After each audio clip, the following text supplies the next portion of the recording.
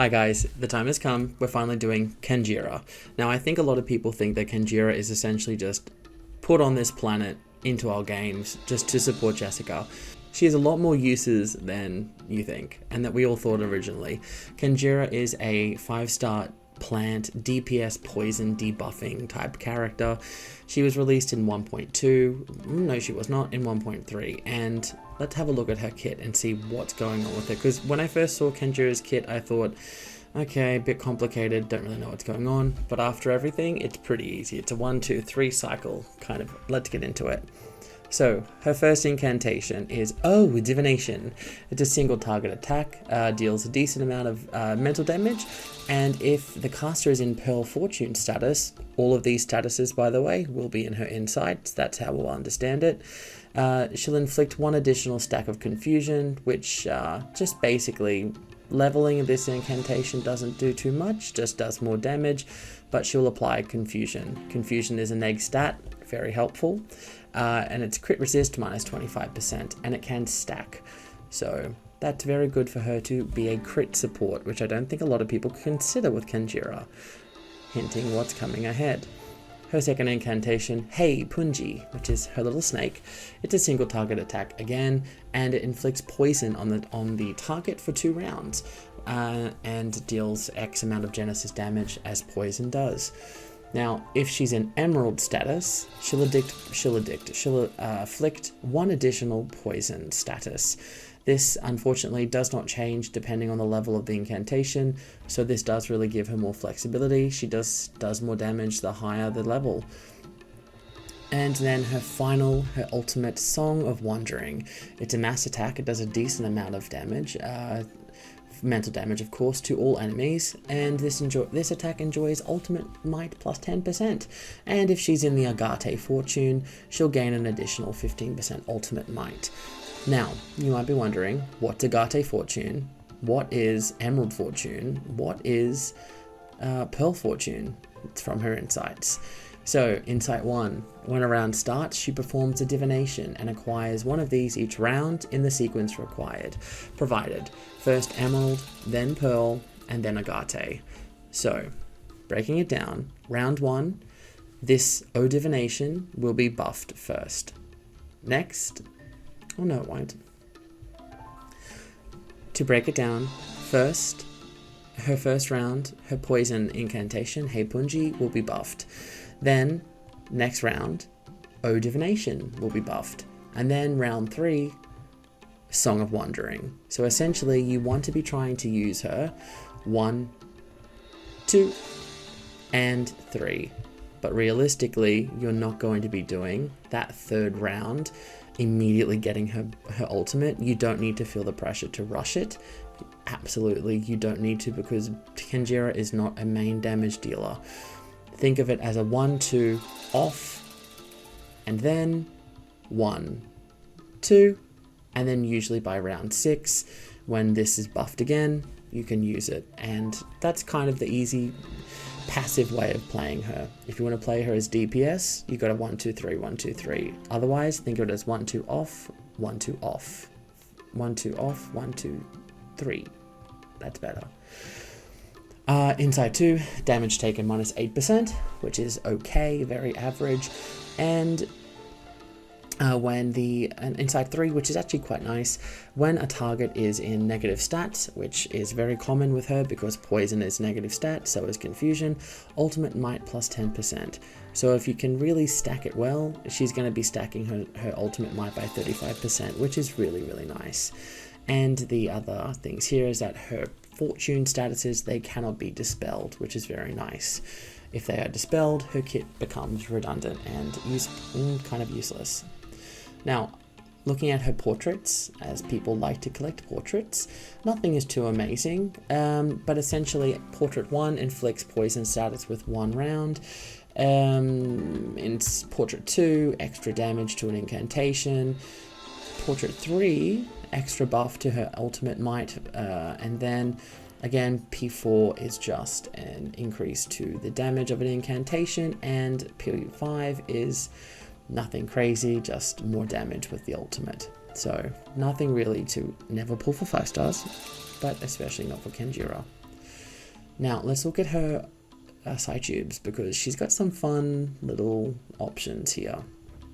I like to run my Kanjira with Brave New World, because the biggest amount of damage that Kanjira is going to be doing is with her ultimate, and just buff it more.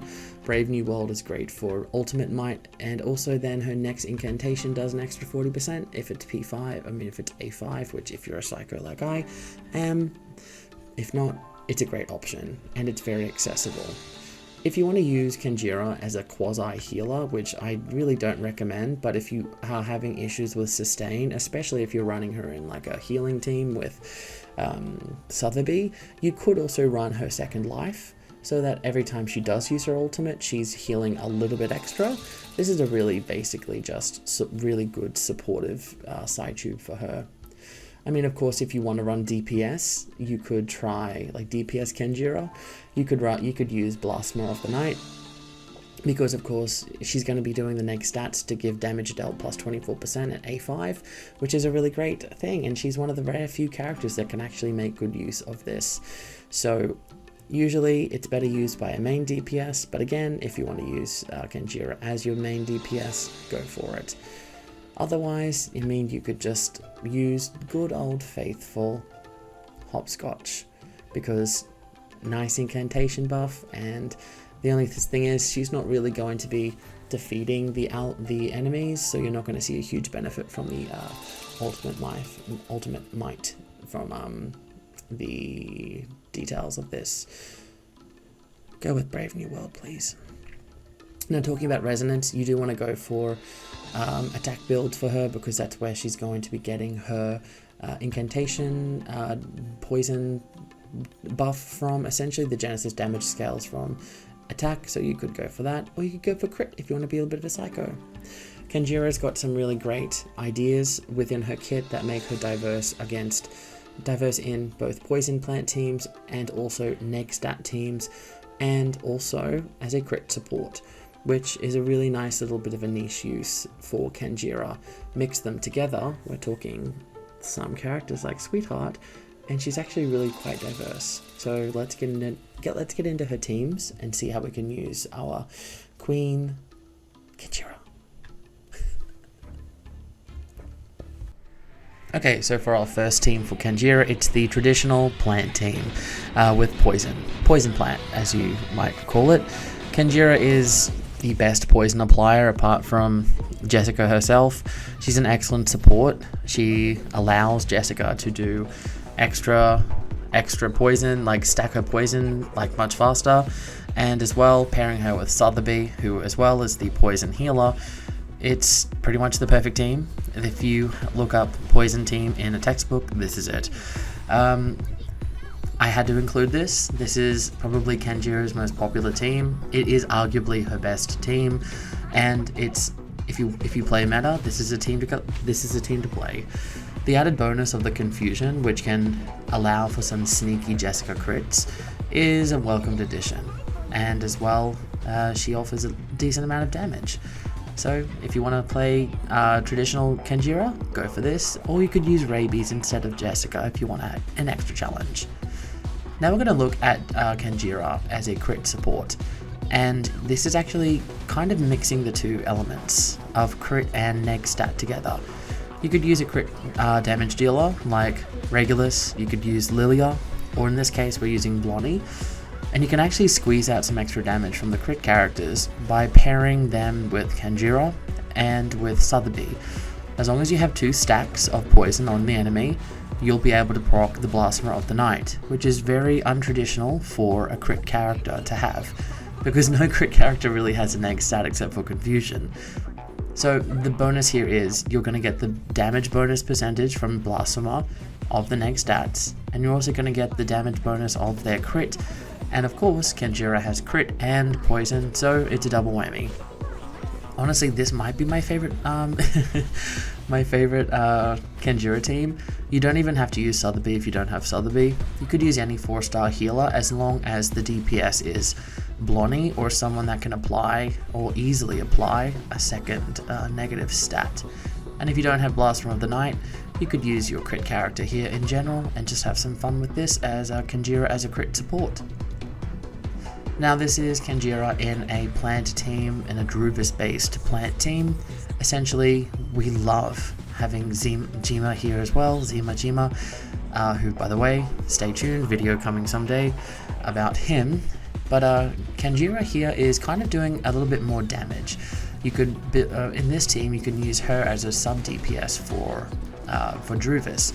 Druvis, who offers healing, Dima, who offers damage buff, which really helps Druvis, but also his damage heal is also really good for Druvis, and her leech healing mechanic. That also helps the sustainability for this team.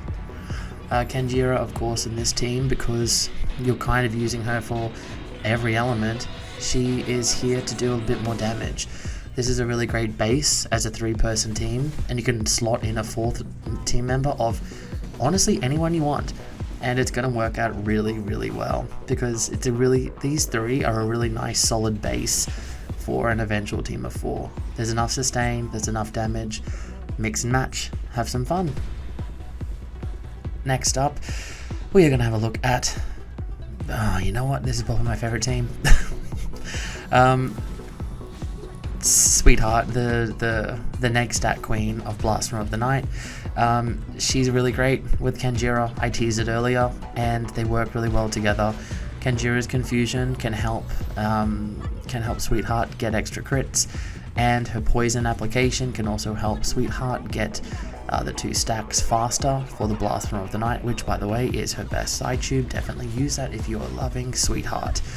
And then, of course, we have Desert Flannel here, not just because she saved the 1.5 patch, but because she is possibly my favorite beast. Well, I was going to say beast healer, there's only 2. 3, oh there's 3.